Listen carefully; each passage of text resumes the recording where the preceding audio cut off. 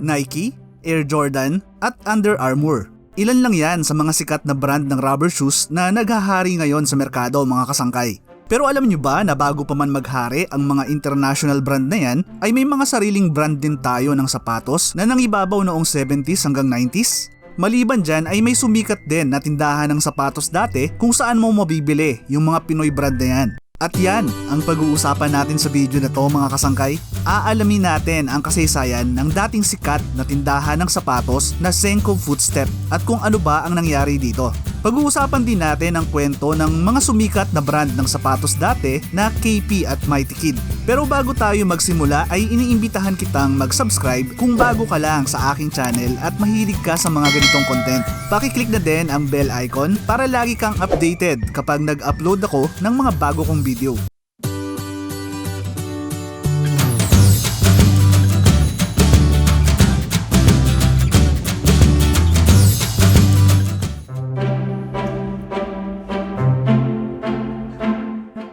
Magsisimula ang kwento ng Zenko Footstep sa founder nito na si Yao Kapu.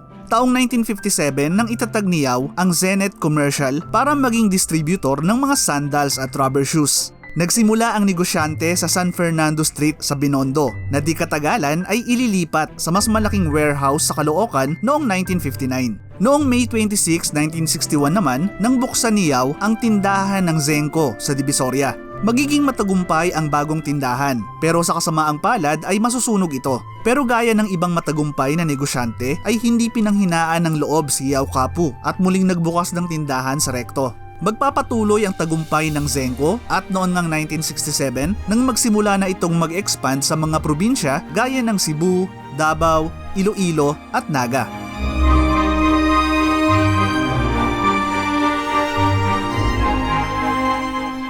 Taong 1972 nang ipakilala ng Zenko ang trade name na Footstep at makikilala ang mga tindahan nila bilang Zenko Footstep. At dahil nga sa patuloy na tagumpay ng mga tindahan ng Zenko ay nagkaroon sila ng partnership sa Rubber World Philippines noong 1981.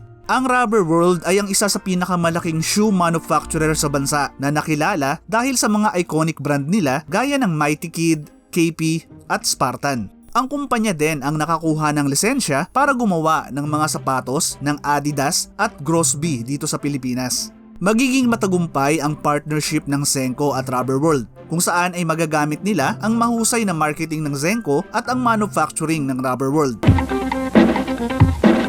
Come colors that yeah, cuddle and cruise that go footstep. They come in style so mighty you can party. Whistle and swing, then go footstep. So come on now. At para mas makilala pa ay nag-invest din ang Zenko sa malawakang marketing campaign at promotion. Kumuha sila ng mga sikat na TV at movie personality para i-promote ang brand. Maliban dyan ay naging sponsor din sila ng iba't ibang beauty pageant ng bansa gaya ng Binibining Pilipinas at Mutya ng Pilipinas. Isa nga ang Zenko Footstep sa sumikat na tindahan ng sapatos noong 80s hanggang 90s. Naging takbuhan ito ng mga tao na naghahanap ng mga matitibay at abot kayang presyo na mga kasuutan sa paa. Ilan sa mga madalas na binibili dito ay ang mga tsinelas ng Islander at Beach Walk na talaga namang matitibay at subok ko na dahil hanggang ngayon ay Islander pa din ang gamit kong tsinelas.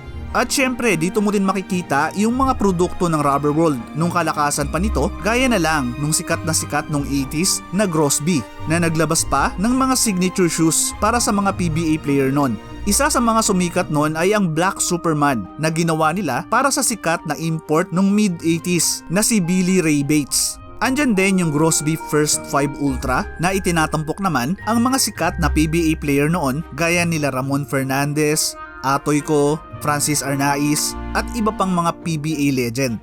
Pero maliban sa Grosby na isang Australian brand ay may dalawa pang brand ng sapatos na mabibili sa Zenko Footstep na gawang Pinoy at siguradong tumatak na sa mga batang 80s at 90s, ang Mighty Kid at KP.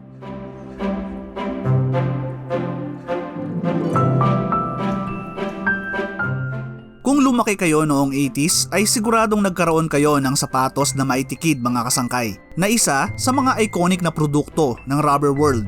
Naglabas ang Mighty Kid ng mga uso at makukulay na sapatos para sa mga bata. Tuwing malapit na nga daw ang pasukan nun ay dinadagsana ng mga magulang at estudyante ang Zenko Footstep para makabili ng sapatos na Mighty Kid. At syempre hindi mawawala yung Mighty Kid mascot na isang lumilipad na batang superhero na kadalasang makikita sa mga ad, event at merchandise display ng brand. At kung madalas nga kayo sa Zenko Footstep nun ay baka nakita nyo din yung statwa ni Mighty Kid na nakabantay sa entrance ng tindahan. At dahil nga sa tagumpay ng Mighty Kid ay nag-expand pa ang brand sa paggawa ng mga children's wear na pumatok din sa mga kabataan. Naglabas din noon ang Mighty Kid ng mga TV commercial, gaya na lang nitong Christmas commercial nila noong 1980s na talaga namang kukurutin ang inyong puso.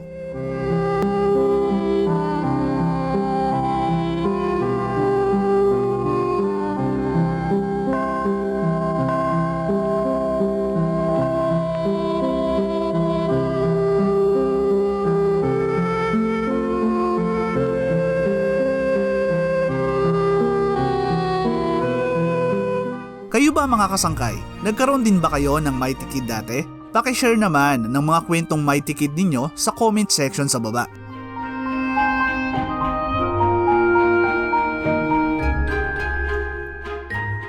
KP at the Half. Yan ang madalas kong naririnig nun kapag PBA halftime na noong 90s. Bagamat hindi ako pinalad na magkaroon ng KP na sapatos noong kabataan ko, ay alam ko kung gaano ito kasikat. Sabi nga ng iba ay parang rich kid ka na nun kapag may sapatos ka ng KP. Isa din sa mga iconic brand na gawa ng Rubber World Philippines ang KP. Kung noong 80s ay Grosby ang sumikat na brand ng rubber shoes, KP naman ang sumikat noong 90s, lalo na nang i-endorso ito ng mga sikat na PBA star noong araw gaya na lang ng KP Futura na itinampok sila The Captain, Alvin Patrimonio at El Presidente, Ramon Fernandez. Pero noong 1994 nga nang magsara ang Rubber World Philippines at unti-unti na ding nawala ang kanilang mga sikat na produkto gaya ng KP. Pero may mga nababasa pa din ako online na nakakakita pa din daw sila ng mga sapatos ng KP lalo na sa Farmers Plaza.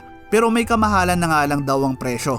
Isa pa ay napansin nyo din ba mga kasangkay yung KP na nasa likod ng mga tsinelas ng Islander? Wala akong nakuhang impormasyon kung nag-merge ba yung KP at Islander o ginagamit lang to ng Islander para sa kanilang branding.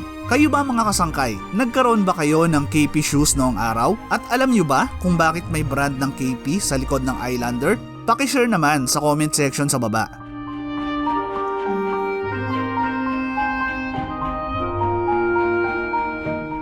Namayagpag ang mga tindahan ng Zenko Footstep noong 70s hanggang 90s. Kung kailangan mong bumili ng sapatos doon ay siguradong isa ang Zenko sa pupuntahan mo. Pero nang magsara nga ang Rubber World noong 1994 ay nawalan ng malaking supplier ang tindahan. Kaya sinama na lang nila bilang house brand ang Mighty Kid at Spartan, maliban pa sa in-house brand nila na Islander.